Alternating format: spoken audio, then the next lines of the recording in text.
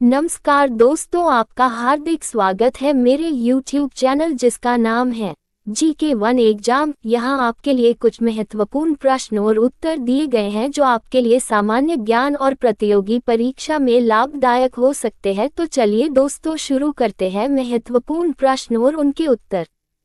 प्रश्न 1:11 जुलाई 2026 को केंद्रीय गृह मंत्री अमित शाह ने दिल्ली के किस क्षेत्र में जयप्रकाश नारायण पब्लिक लाइब्रेरी का उद्घाटन किया?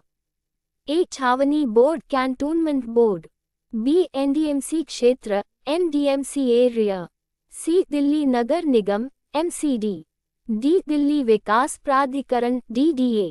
उत्तर बी. NDMC क्षेत्र NDMC एरिया।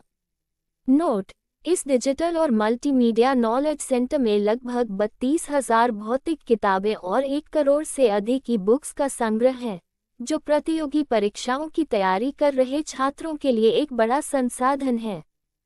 प्रश्न 2: भारत और किस देश के बीच हाल ही में आयोजित वार्षिक शिखर सम्मेलन में वर्ष 2014 के असैन्य परमाणु समझौते को प्रशासनिक व्यवस्था के तहत पूरी तरह क्रियान्वित ऑपरेशनलाइज किया गया है?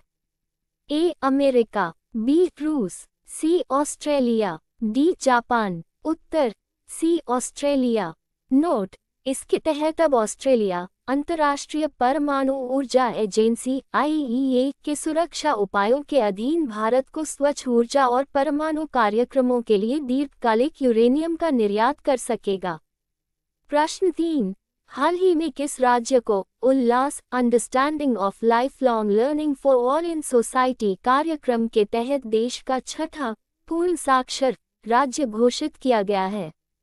ए. उत्तराखंड, बी. हिमाचल प्रदेश, सी. पंजाब, डी. सिक्किम। उत्तर डी. उत्तराखंड।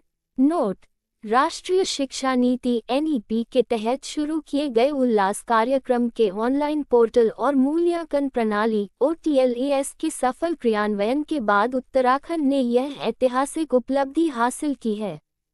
प्रश्न 4: इसरो द्वारा हाल ही में आपदा प्रबंधन, सटीक कृषि और जलवायु निगरानी के लिए सफलतापूर्वक तैनात किए गए उन्नत उपग्रह समूह सैटेलाइट कॉन्स्टलेशन का नाम क्या है? ए. गगन-3, बी. प्रज्ञान-2 प्रज्ञान 2, सी. ध्रुव-1, डी. अंतरिक्ष X। उत्तर बी. प्रज्ञान-2 प्रज्ञान 2। नोट: प्रज्ञान 2 सैटेलाइट कंस्टलेशन भारत की स्वदेशी अंतरिक्ष क्षमताओं को बढ़ावा देते हुए उच्च रिजोल्यूशन इमेजरी और रियल टाइम डेटा प्रदान करेगा जो प्राकृतिक आपदाओं के पूर्वानुमान में मददगार होगा। प्रश्न 5: पर्यावरण मंत्रालय के हालिया अध्ययनों के अनुसार बढ़ते समुद्री तापमान के कारण भारत के किस क्षेत्र में कोरल रीफ मूंगा चट्टानों के गंभीर रूप से कोरल ब्लीचिंग होने की घटनाएं सामने आई हैं? ए. मन्नार की खाड़ी, बी. लक्षद्वीप द्वीप समूह, सी. अंडमान और निकोबार द्वीप समूह, डी. कच्छ की खाड़ी। उत्तर सी. अंडमान और निकोबार द्वीप समूह। नोट: ग्लोबल वार्मिंग और जलवायु परिवर्तन के कारण समुद्र के बढ़ते तापमान की वजह से कोरल अपने सहजीवी शैवाल सिम्बियोटिक एल्गी को बाहर निकाल देते हैं, जिससे वे सफेद पड़ जाते हैं और नष्ट होने की कगार पर पहुंच। दोस्तों, आपको हमारी वीडियो अगर अच्छी लगी तो चैनल को लाइक शेयर सब्सक्राइब अवश्य करें और यदि आप ये वीडियो फेसबुक पर देख रहे हैं तो पेज को फॉलो करें। धन्यवाद।